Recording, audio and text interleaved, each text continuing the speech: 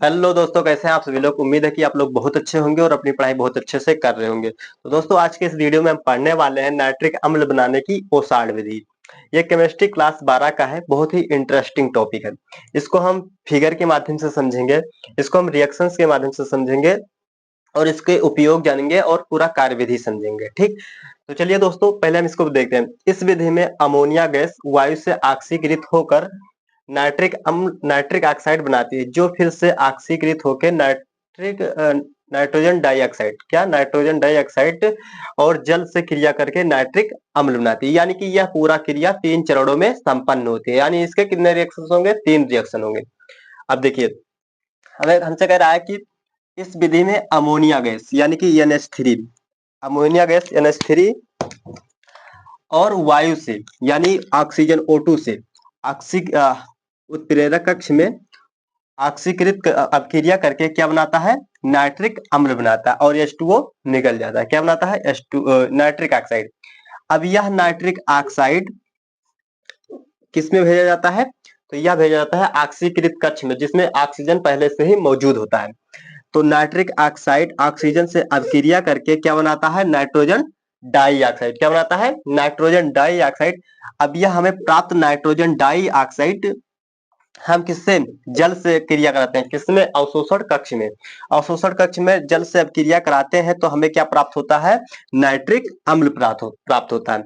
अब आइए दोस्तों, इसको हम फिगर के माध्यम से अच्छे से समझते हैं। दोस्तों, अब इस पूरे अपक्रिया को हम फिगर के माध्यम से समझते हैं, पूरा कार्यविधि। ठीक, तो सबसे पहले हमें क्या लेना है? अमोनिया गैस और वायु के मिश्रण को 1:9 के अनुपात में लेकर के हमें उत्प्रेरक कक्ष में प्रवाहित करना होता है। ठीक, उत्प्रेरक कक्ष में प्लेटिनम की जाली लगी होती है और इसका जो टेम्परेचर होता है 600 डिग्री से लेके 800 डिग्री तक होता है। कितना? 600 डिग्री से लेके 800 डिग्री सेल्सियस तक होता है। ठीक, जिससे क्या होता है? ये अपक्रिया के दर को बढ़ा देता है। अब ये अमोनिया गैस और वायु मिलके क्या बन जाते हैं? नाइट्रिक ऑक्साइड बन जाते हैं। क्या बनते हैं? Nitric oxide. अब हमने प्राप्त उत्प्रेरक कक्ष से नाइट्रिक ऑक्साइड ये हम क्या करते हैं?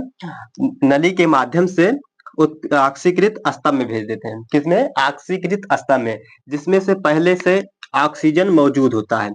अब यह नाइट्रिक ऑक्साइड ऑक्सीजन के साथ अपक्रिया करके नाइट्रोजन ऑक्साइड बनाता है। क्या बनाता है? नाइट्रोजन ऑक्साइड बनाता है। अब यह प्राप्त नाइट्रोजन ऑक्साइड हम नली के माध्यम से अवशोषण स्तंभ में भेजते हैं। किसमें? अवशोषण स्तंभ में, जिसमें क्वार्टज के पत्थर लगे होते हैं और हम ऊपर से कीप के माध्यम से पानी गिराते हैं। ठीक, बूंद बूंद करके, जिससे क्वार्टज के पत्थर से रसा रसा के यहाँ पे आके गिरता है। ठीक, नली में अवशोषण स्तंभ में, जिससे क्या होता है? NHO3 नाइट्रिक अम्ल क्या होता है कि ये लेयर के रूप में नीचे जमने लगती है और बेस्ट पानी क्या होता है? नली के माध्यम से बाहर निकलता है और जो शेष हवा होती है, गैस, वो क्या हो जाती है? इस नली के माध्यम से बाहर निकल जाती है। यह पूरा संपूर्ण प्रक्रिया क्या कहलाता है? हमारा नाइट्रिक अम्ल बनाने की ओसाल्ट विधि। आइए दोस्तों, अब इसके कुछ उपयोग है, उस उपयोग को भी हम जान लेते हैं।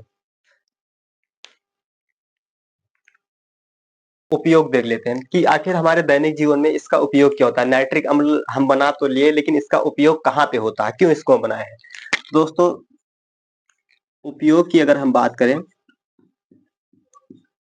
तो यह बहुत सारा उपयोग होता है। हम मुख्यतः 3 उपयोग की बात करेंगे। पहला जो होता है, पहला ये जहाँ कहाँ काम आता है, तो ये अम्लराज बनाने में। क्या बनाने में? अम्लराज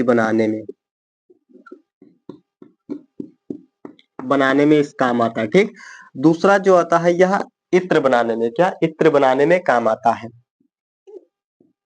इत्र बनाने में।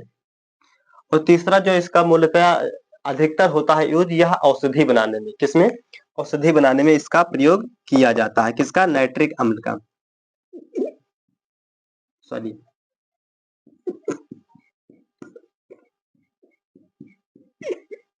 औषधि बनाने में इसका प्रयोग किया जाता है। तो आई होप दोस्तों कि आपको वीडियो पसंद आया हो। अगर वीडियो पसंद आए हो तो वीडियो को लाइक करिए और चैनल को सब्सक्राइब करिए। Thanks for watching this video. फिर मिलते हैं किसी नेक्स्ट वीडियो में, तब तक के लिए जय हिंद, जय भारत।